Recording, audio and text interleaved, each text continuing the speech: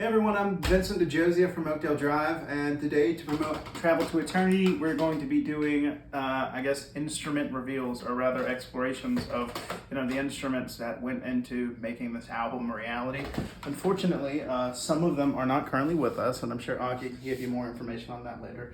But starting with my stuff, I think the most important one to start with is the one that started it all. Even though I didn't play a lot on this one, this guitar, which is what is this? This is a Dan Electro 5G NOS. Yeah, guitar. one time we were playing at a show and a bunch of people really gushed over this. And I didn't know much about it, but I knew it played well because I recorded all of my guitars on audio overload on this, specifically overload, because this, which is my personal guitar, I do not know the model of it because I never asked. That's just kind of what happens when you're an amateur musician. He's much more professional than me. But what I do know is this also plays really well. I did all of the guitar parts that I did on the album other than overload on this. And we also had something that we borrowed from Metallica called a thickener, which basically just goes in and makes all of the stuff before it sound a lot more, impactful. It just gives it kind of this I don't want to say heavier because it's not necessarily like a metal thing, just a fuller sound. This is a bass guitar that we used that belongs to Augie, and it's what we use to record every song in the album. I have my own personal bass that I use for live performances, but it doesn't record well. This records masterfully. So every bass track in the entire album was done on this. And then finally, for the song Paradigm Shift, I ended it with this. If you listen to the end of the song, you'll hear a classical guitar playing the song's main riff pretty much into eternity before the song ends, and I did that on this. I like classical guitars more than acoustic guitars because acoustic guitars hurt my fingers. I think that's just called being a bass player. And we have to, of course, get to the pick reveal. I used a coin, not this specific coin. It might have been a dime, actually, but it was a coin. And I used it to record all of the bass parts on the song, The Red Thread of Fate. This is a purple pick that I used to record most of the bass parts on the album. I like to consider, I've had this one for 5 years. It's one of my first picks. And then I don't remember what I recorded this with, but whatever it was, it really messed it up because it is entirely destroyed. And that's my part for the instruments of Travel to Eternity. Hey guys, so I'm August from Oakdale Drive, and today I'm going to show you all of the instruments I did on Travel to Eternity. So this right here was my main guitar, as Vinny mentioned. It's a Dan Electro. I got it for for Christmas when I was, I think, 14 or 15. But I like how it's very much 70s Jimmy Page-esque guitar. But a lot of guitar parts, like the Goodbye Game, the rhythms on, I don't think Hilton had this guitar. But did we do Hilton all in the blue one? Yeah, Hilton was all done on this one. So there was, Vinny did 2 rhythms, I did a rhythm, and all of the lead guitar parts are actually done on Jaden Pesco's black guitar. Oh, I forgot about that, yeah. So I was skimming through the files and like the pictures, and I was like, oh wow, we didn't use this at all on Hilton for the solos. But this guitar, I don't think, I may have used it for Lucertola. I did this part for Lucertola. I did the lead where it goes. Oh yeah, that was section B, right? Yeah, section B. I came up with that little thing, and Vinny liked it, so we put it in the song. Right over here is a slide guitar that I was given to by my preacher for free. I didn't know that. Yeah, it was very cool. That's pretty cool. I don't know if it's been fixed at all, but it plugs in and it does play. We used it first on overload, audio overload, where there's the middle section and where the guitars go like, wow. I used it on that. And then we also did it on the third single, Best Laid Plans, after the solo. Yeah. It goes, it's like a really climactic moment, and then there's the slide guitar goes, wow, and it goes super high. But this is really cool, because this can go super high in the fretboard, not like this one or this one. But this is really cool for those climactic moments in songs where you can have a slide guitar. Those are mostly what I played. If you want to come in here, I'll show you all the drum set we used on every single song. So this drum set was used on every single song on Travel to Eternity. 95% was Jose. Jose Conte, our drummer for a couple years. I don't really know the aspects of this kit. We broke this a couple months ago, rehearsing for a live show, so we had to get a new one. It just cracked down the middle. These heads, the funny thing about these is we have not really changed them. So they sound this might be kind of loud, but they're technically out of tune. But the way we tuned it is Jose did this tuning where they sound barely just like listenable, but they sound really cool on a record.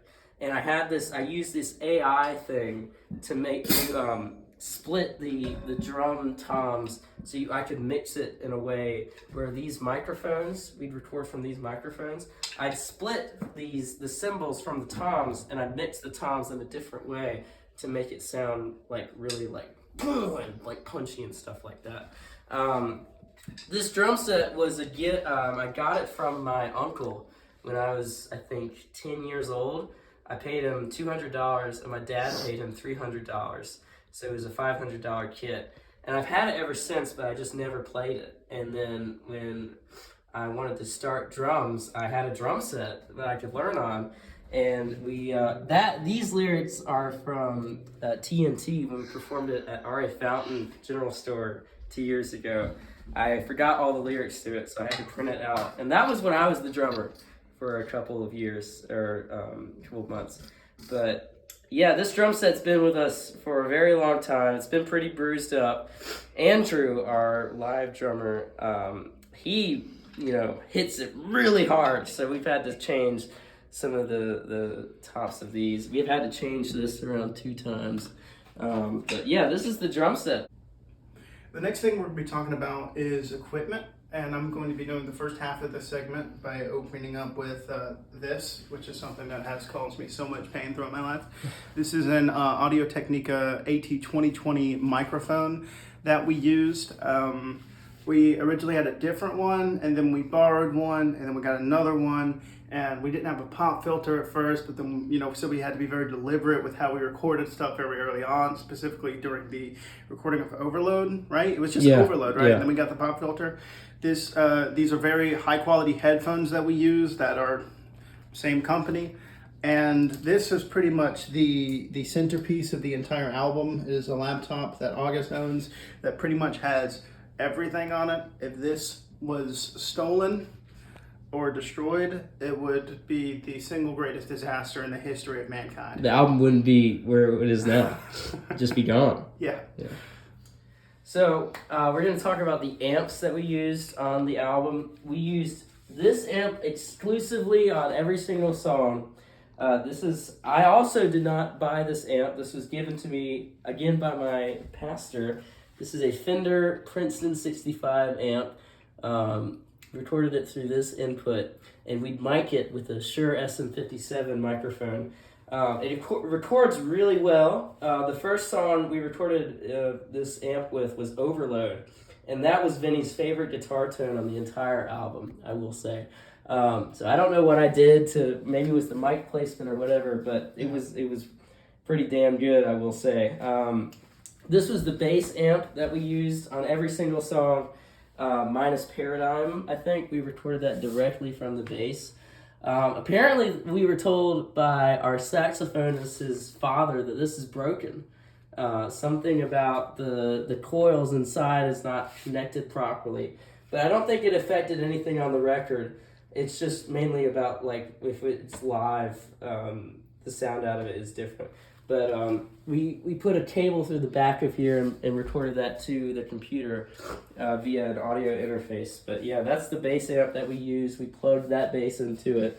And then we have the holy grail of Travel to Eternity, the Boss DS1 distortion pedal. Literally, mostly every single song, maybe not Precious, this was used. I don't know the exact settings for it. It was probably something like this. But Vinny and I would tinker around with it every single song to see what we liked. and we record it from here to here, and then to a guitar, and then we record it through a mic. But that was basically it for most of the guitars. Yeah.